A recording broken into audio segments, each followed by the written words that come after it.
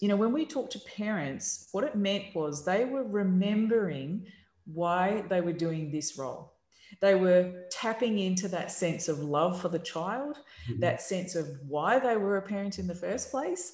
And from that, they could then bring that into the circumstance that they were in. And it changed how they then do the next two steps.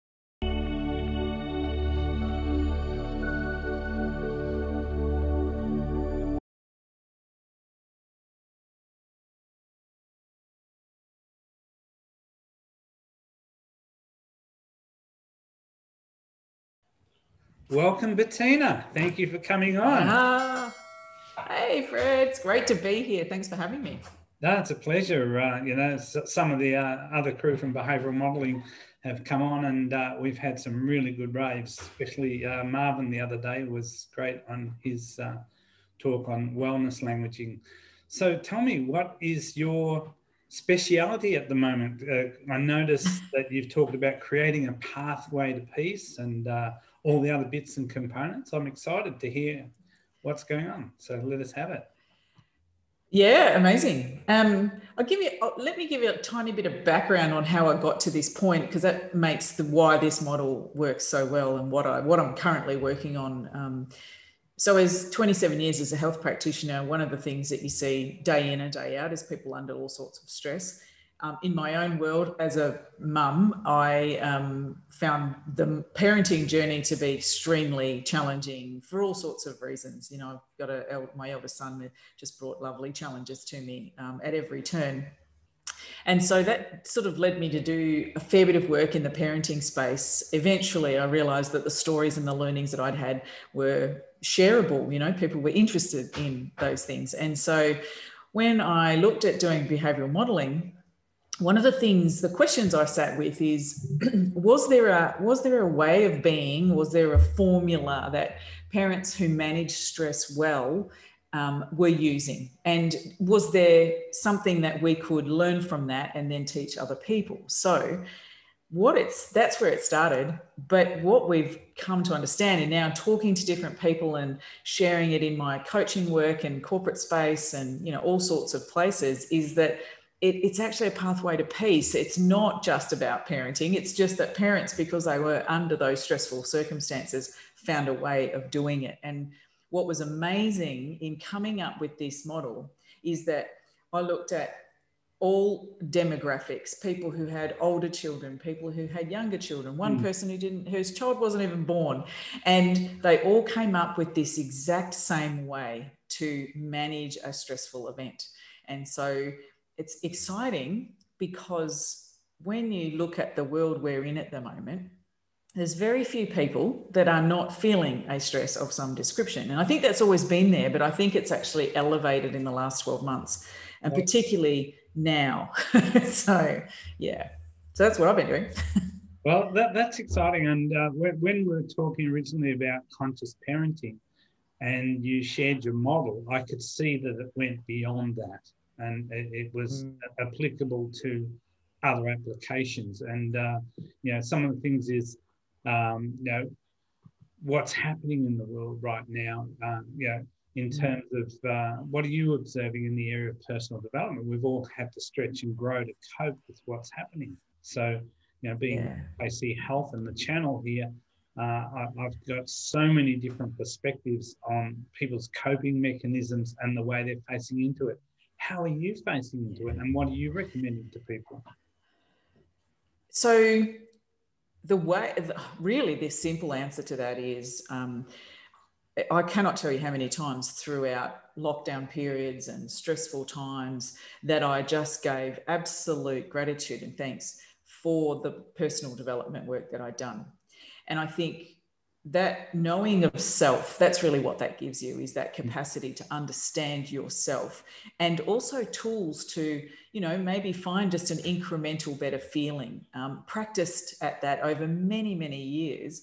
I think that was really the golden nugget that supported. And anyone who's doing that work, I see, and certainly we see this in our coaching clients, the people who could go inward and do the personal development work, find the answers within, because when everything's going pear-shaped outside of you, you know, the world seems to be going absolutely crazy, the only real place of certainty is inside, because you can control that internal environment. And so really that was one of the most powerful tools that, you know, we found during that time. And it's certainly one I relied on.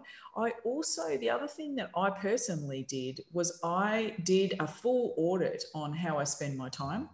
And what I came up with through 12 months last year was actually realizing that the proportion of time working intentionally on a project or an activity, whatever it might be, and the proportion of time I needed to rest, recover, and recuperate were out of whack.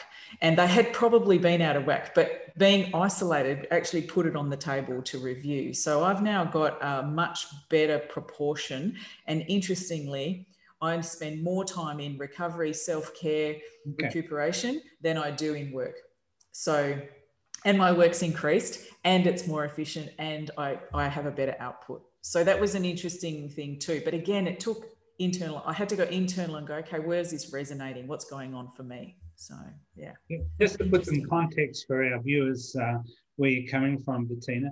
Bettina has been a chiropractor for many, many years, and she's a doctor of chiropractic and a coach and a speaker and an author and a mother and a partridge in a pear tree. A lot of things. I think as I've come to know you, your strong suit is encouraging and leading others into more expressive life and more fulfilling life, and helping them overcome and reach higher, especially with the children as well, which you've shared some testimonies there, which were quite powerful, with one of your boys that was really moving through some stuff that quite touched me. So tell me about your model and how it can be applied. So there's 4 parts, but the first 2 are where the real juice is. And so really the first in any stressful situation is to find a place of observation. Now, what that involves is understanding that what you're really seeing is only part of the picture, that there's more to it. There's more understanding to be had. And in that moment, actually finding a way of, you know, just creating a little bit of space between you and the stressful situation. Now, what that actually requires, and this is where the personal growth and development comes in, it requires a sense of emotional intelligence. You have to see if you have to be able to find languaging around what's going on, and also that personal growth, so that you can, I guess, isolate the situation from you. So where is the boundary? So that's the first one, the observation stage. And that's where the exciting thing about that, because, you know, we create programs where people can get more of that. And so that's something you can literally do, the work you can do for yourself in learning how to become the observer in any event. And, you know, if you delve into quantum physics, you know, that is the thing, is becoming the observer, detaching from that moment or that stressful event and realizing that it's not a reality, it's probably just a circumstance or projection of what's going on. So that's the first part. Then we come to the real juice of the model, and that is to create a holding of space. Now, when we interviewed parents, they actually talked about sometimes even needing to do this physically away from a circumstance, and some very stressful events, creating that physical space is important. Yeah. Once you have the observation, that next step is, okay, in that space, how do we hold it? And the first step is to find a sense of stillness. Now, what that is controlling your breath rate. And breath control is one of the things that we observe. And literally, this is not new information. I mean, look, healing modalities for centuries have talked about breath and how important it is to health and well-being, and to greater sense, now we use the term mental health. So finding stillness using breath control is a really fundamental piece, because when we calibrate that central and autonomic nervous system, we bring it into alignment with good breath. And that just means even and controlled. It doesn't necessarily mean, you know, deeper breathing or any kind of fancy breathing. You don't have to go and learn how to do that. We've all been breathing all our lives. So It's about being conscious of it and actually thinking about how is this breath working in my body. When you've done that, then what you can do is find alignment. And we talked about in this model about finding your sense of center. You know, Fred, when you talk to someone and they are in a stressful moment, they often use languaging that gives away what's really going on in their psychology. They say they're scattered, they're beside themselves, they can't pull it together, they can't find the answer. And what the overarching word that I've come up with there is that they're fragmented. It's like there's little pieces of them all over the place and they can't quite get it all together. So through the stillness and the breath control, it gives them the capacity to kind of bring it all into that sense of alignment, that sense of certainty in self. And automatically then they then have a sense of, okay, now I'm in a more empowered place. Now I can possibly find the answers that I'm looking for to whatever is going on. And the last one was the piece that I didn't expect, but I was really happy to find. And that was once we found that center of alignment, we defragged, brought it all together, then we can access our heart space or our feeling space. And what that meant, you know, when we talked to parents, what it meant was they were remembering why they were doing this role.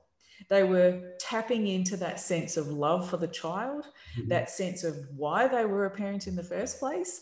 And from that, they could then bring that into the circumstance that they were in. And it changed how they then do the next two steps, which are collaboration and finding action and finding a new pathway. But until they actually access that heart center, that feeling space, then they couldn't find it. They were still struggling. They'd bounce around and they'd keep getting fragmented. Now, if you apply this in other areas, it may not be that sometimes if you're talking to someone who's maybe maybe they're in a corporate space and they're going, well, I don't really have a heart connection. But somewhere deep down, there's a feeling that you're looking for. You know, the feeling of the stress is one. What other feeling is there? And let's tap into that, because then from that place, we're breathing, we've got stillness, we're aligned, and now we know what's really important to us. Now, from that place, you can make a very empowered collaboration with whatever or whoever you need to then find the action. So that's it in a nutshell. But the thing that really blew me away is that last piece, because it was the piece I'd seen lots of models around managing stress, but that one I'd not actually seen before. So it's an interesting piece to put in there. Well, makes sense. It makes perfect sense, because with holding the space and the breathing, it's when the circumstance is happening, there's an energy around it, and usually the energy is not good. And I find a lot of parents get triggered. The moment they get triggered, they've gone into that unconscious, unresourceful state along with the teenager or child, and they don't have the ability to disassociate and objectively look at what's going on, because all their emotional values triggers are in there. And then all of a sudden they're on a seesaw or a tug of war with the situation, and the conflict can escalate. So with your model, by departmentalizing and holding the space, it gives you a third person perspective and an objectivity to see actually what it is. And therefore, instead of a solution, you've got a plethora of solutions. You've got options in which way it could go. And then depending upon their responses, you can then start to disseminate it and put it back together. And as you say, reduce that fragmentation. So that was what was exciting for me, because I've got 3 beautiful daughters, and I'm a parent, and I know about how I've handled things in the past. And even in my mature years, recently I've been tutored by my kids in a better way of being. And since I was exposed to your model, they've said to me, "What's going on, Dad? You're not so reactive." And I said, "Well, yeah, I heard this thing from Bettina about holding the space and basically, count to 10, see what's going on, and remove your own value judgments on what's going on, so you can objectively see it. So I think you have a really powerful model, especially when you took us through in the slideshow presentation and we saw it in process and demonstration. I mean, it's hard for the viewers to see what's going on because we're talking about it, but certainly to know that there's hope out there, that estranged parents can find a pathway, can find a process to deal with creating pathways to peace, not just for their kids, but for themselves as well, because they're going to come away. And what is the transference? The transference is, am I going to take this on personally and make it my problem? Or am I going to bring some wisdom, which is expected from me as a parent, to the situation? So, beautiful. What are some of the things that people can actually do in relation to processing these fragmentations, these situations? I know holding the space, but count to 10 would be a good one. So a couple of things I think are really important is one, that self-awareness, is doing anything they can to actually raise that level of self-awareness, because then they're going to catch themselves before they've had that reaction, to stop themselves from, because let's face it, if you're talking about children, they know your buttons and they know the hot buttons, they find them. That's just the circumstances. So it's about that. First is a self-awareness. I think anything that people do that raises a level of mindfulness is fantastic. And because, you don't practice these things when it's happening, right? You need to practice the skills and tools when it's not happening. So when there's peace and quiet, controlling your breath, actually checking in. How does it feel to have controlled breathing, so that you've got the neurological pathway when you hit that stress point? It's I often say it's a little bit like first aid.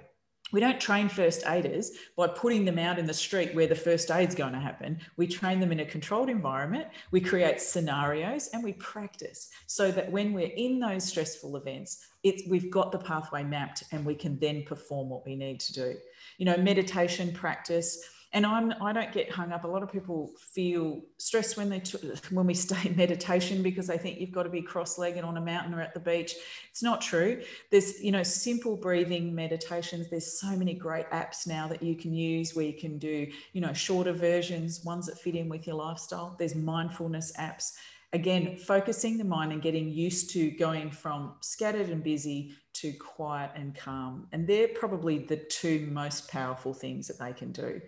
The other thing and one of the things that comes out of this process is also to get support, because one of the things that I've often seen is when you do this process, you will find a greater level of ownership in your own stuff. And because as you said, when you have that moment and you can hold the space, what happens is you're in a position there where your circumstances can teach you something. Now, sometimes what it's teaching you can be a bit confronting. It shows you a part of yourself that maybe you haven't seen, or maybe you're not quite au fait with. That's where getting support, whether it's, coaching support or getting mentorship or even just family support, but it highlights the need often for people when they do this sort of work. And that's often why people start doing it and then back off, because it's like, oh, well, that's a little bit too close for home. My child's now saying to me that I created this because I reacted rather than listening. And so you do have to you have to find that place of humility, of understanding that this is where you're learning as well. So, but support is important in that place. Well, it's really interesting. I'm associated with Many Youth Project, which we do youth mentoring, and we have a rites of passage and all that sort of stuff. And we were talking recently to a family where we got the two children to be mentored by Rick. And there was a concern with other parents that they felt less of a parent because they reached out to him for help. And he turned around and said, look, you've got all the stresses in your own life and they need to be acknowledged. It needs to be acknowledged that you're struggling in life too. You've got, cat, dog, mortgage, the whole catastrophe. It's all going on for you. how many other parents have reached out and invested money in hiring a mentor to mentor their kids? You should be proud of yourself and salute yourself that you seek the solution rather than just sunk with the ship.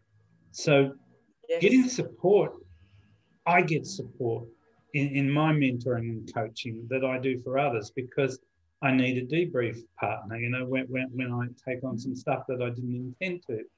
So what I can see is that so many areas of profound background in you, Bettina. I mean, you've done lifelong learning.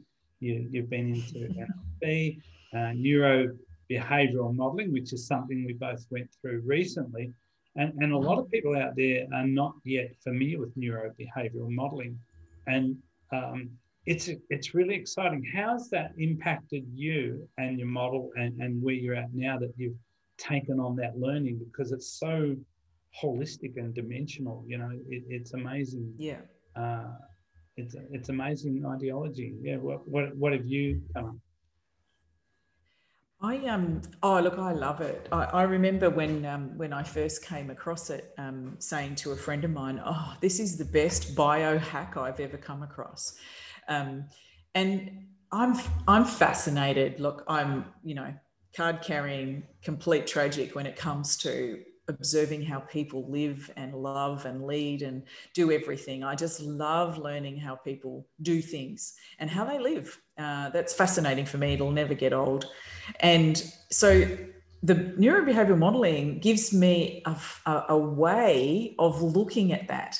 And so it gives me better questions.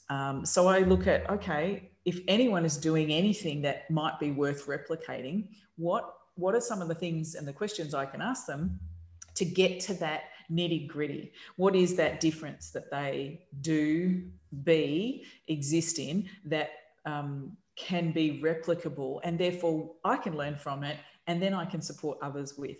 And so I'm finding that, the examples I'm using, so for example, between coaching clients, have a lot more structure to them. I've got a little bit more for them. Here's what I've learned, here's what I've seen, for example, and this is how they're going about it. Why don't you try that? And let's see if that, see if it is a replicable system, or at least use that as your baseline. And so I think it's actually given a new way of observing to really structure things for people. And I also feel like we often, it's also a way of bringing from that. I'm always interested in things that take things from that subconscious automated place and bring it into conscious awareness. And that for me is exactly what neurobehavioral modeling does, because often you're talking to people who are doing something that perhaps they aren't really conscious. They've just developed it through their lifetime for whatever reason, for whatever purpose. But when we start digging around in there, you can raise conscious awareness. And even for people who they're already doing the thing, actually bringing into conscious awareness for them, how they're doing it, is powerful stuff. We often coach other coaches so they're working, and sometimes they come in and go, I know I do this thing, but I don't know how.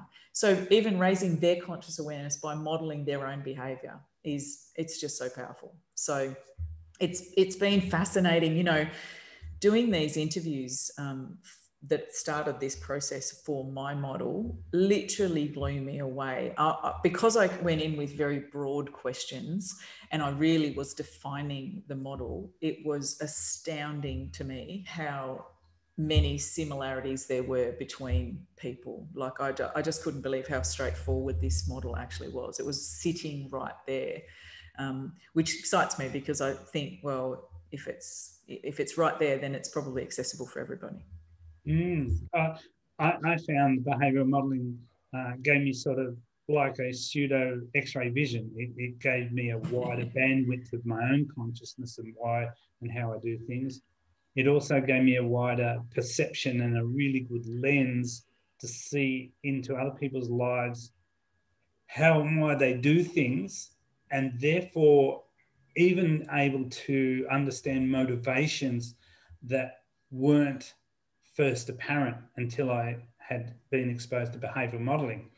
So what I find is it was I wouldn't say a once in a lifetime opportunity, but up until now it was a once in a lifetime opportunity. But fortunately we can get back and get some more. But tell me, what are some of the things that people can do from here? So I think in that personal development space, from our perspective, we've created programs which cover the fundamentals. That's what we called it. Looking at your own personal value system, looking at a vision that you have for your life, looking at what are the distractions you have, what are the things that get in your way, what are some of those essential parts of yourself, and doing that exploration, I think, is hugely valuable. It just gives you a better framework to understand self. I think is a really important thing. And I think immersing yourself with people who are doing similar work is so important. Finding the tribe, the people, and this is exactly one of those things. Finding somewhere where you can consume information that supports you, because we have so much data. I mean, there's just data up the wazoo in today's modern world. So if you're not selectively filtering that and making sure that it's aligned with your purpose, with maybe your vision for your life or your values, and getting into the tribe that works with you and supports you to be your best version, then you're going to just be confused and bouncing around, probably scrolling through social media at the whim of whoever happens to be in your feed that day. So I think there are a couple of really important things to do: is associate with people who are creating positive, powerful, informative content, and make that intentional. Don't make your personal development this thing that you do, once in a blue moon, or maybe you go off and you do workshops with people every now and again. Be intentional with this, because it's not just a nice thing to do. It's actually something that's going to empower you to live your best experience and just have a better way of being. So that would be my biggest tip. That's powerful, Bettina, because you've actually articulated the philosophy behind the FKC Health Channel, because I've got the like-mindedness there. It's towards health, but is it emotional health, mental health, spiritual health, financial health, physical health? Health means the system is integral, it's holding together and it's functioning as it should. So people can't rule out all these aspects, but where can they find this flavor?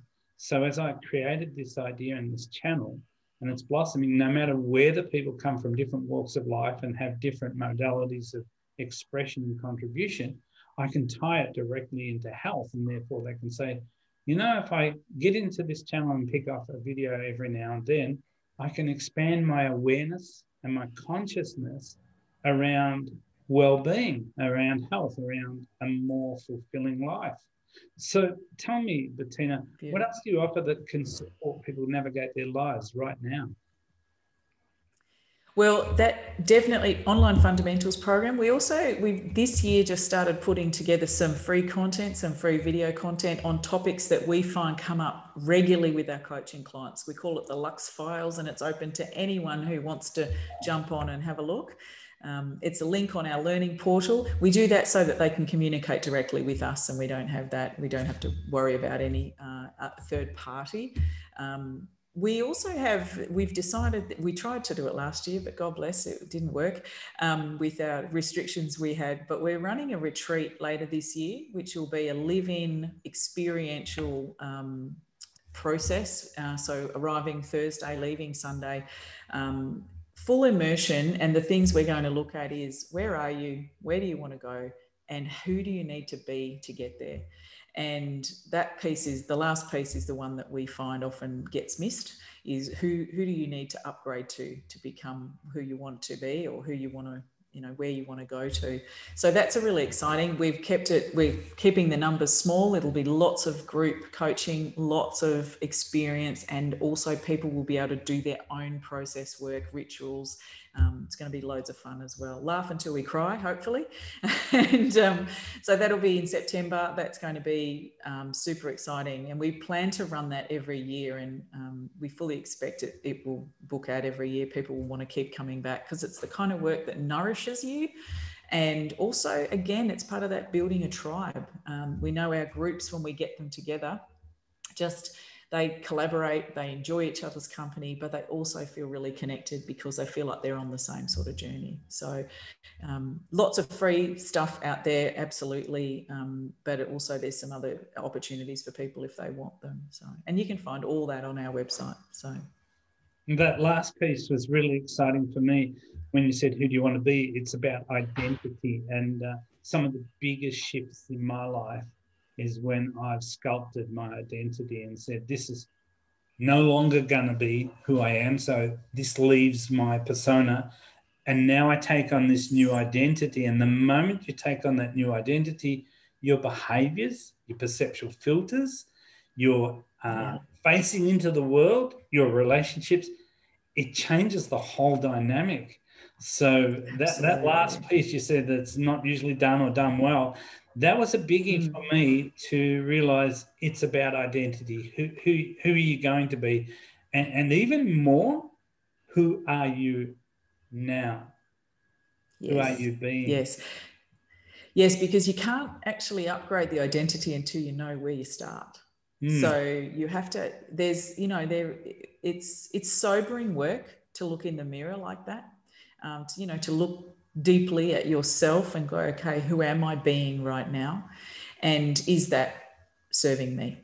And, as you said, I've also had that experience where, particularly if something's not quite going the way you want it to be in your life, usually there's a piece there in your identity. There's some being piece that you've missed and that needs, a bit of a wash, rinse and repeat, or maybe it's just a complete take out, replace. It just depends on the person and what they're doing. But it's such an important piece. And we find often people come to us with two blocks. One is they can't quite see the vision for their lives. They feel like it's murky, it's not clear, they're not sure, there's too many pathways. The other one is that they have a clear vision, but the pathway is not clear and they're not sure how they're going to get it.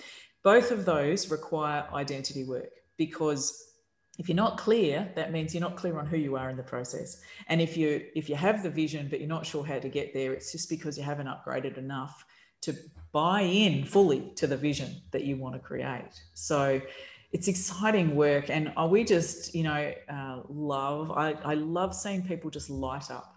That's why our company is called Lux. It's because we believe there's a light inside of everyone, and it's just about fueling it and finding that capacity, showing them how they can actually fuel that inner flame and have the life that they want to have and that they desire to have. And whatever that means, there's no one formula for success, but success plus fulfillment and feeling really good about the work and the life that you lead is available, but people just need to be shown how. So that's fantastic. I have a process that I use in my coaching that I developed over a long period of time, where I actually go back to the childhood and go pouring through all the rubble and get the rubbish out of the way and say, there it is. That's the aspect of you that is authentic to you. And I bring it into the present for them. And then they're able to actually not just rinse and repeat or replace, but they're actually able to embrace that part of themselves that is authentically them, that got skewed, covered over, messed up, misappropriated, whatever, and it gets its pristine state again. They go, oh my God, maybe I can't be an aircraft pilot, but maybe I can design aircraft and fly, fly model planes and still get fulfilled. Or my mother said, my only regret on the deathbed was that she wasn't an actress and a writer. She wanted to be a journalist. And I said, well, Mum, you were in the Judean Players. You did act, but you weren't on TV. But and your whole life is an act, so you can't really claim it. Well, she said, well, I never did journalism. And I said, give me 5. I ran off, went to the newsagents, got a couple of binders and pens, come back and said, write your autobiography. Just before she died of cancer, she wrote in the hospital. It took her 6 months. In the end, the nurses were taking notes. And I said, there you go, Mum, 25 copies. We've published your autobiography. You can go in peace that you were an actress and you did become a journalist. Yeah, it's beautiful. Yeah, absolutely beautiful. And certainly from a I guess from a spiritual place, what that describes to me, that process, is that it's all about remembering who we were essentially born to be. And it's when you can show someone how to find that essential authentic self that is always there, but it can get tarnished, as you said. It can have some rubble on it. Sometimes you've got to dig. But it's actually that there's such a beautiful moment when someone can remember who they actually are and what they're here to do. And it's just so glorious. I mean, you know, the shine in people's eyes when they find that again. And I do believe it's finding it again. I feel like we're born with that, and it is a remembering process. And that does take some work, you know. Shifting rubble can be hard yakka. So same page there. Yeah, you've got a really good handle on it. Tell me, Bettina, how do people find you? The usual ways. I'm fortunate that Bettina Tornatora is not a common name. So if you put that into any social media search, Facebook, Instagram, LinkedIn, you will find me. luxconsultingco.com is our website, and that certainly has all the links to where our work is. And there's even, you know, emails and phone numbers there. So I really love when people reach out and say, hey, I got this from that, because that just, again, that's part of my learning and cultivating the message that I'm giving to people. So I'd really welcome anyone that's on your platform here to reach out, you know, and ask a question. If you've got one, ask it, because you know what, we can then share that, and other people are going to get the learning from that as well. So yeah, seek me out. I'd love it. I love when people reach out and share their stories. Well, thank you so much for your precious time, Bettina. Dr. Bettina Tornatora. Yeah. Yeah, it's a tricky one. Bettina is an amazing lady. There's so much more to her that you yet to discover. I'll let you do that as you connect with her. So we've got some interesting interviews coming up. One of them is with a actual traditional Chinese medicine doctor. That's an interview that I'm stepping into next after this one. So I'm really excited about that. So if you're enjoying these interviews and you want more of this, please subscribe and hit the bell and subscribe buttons, and we'll see you in the next interview.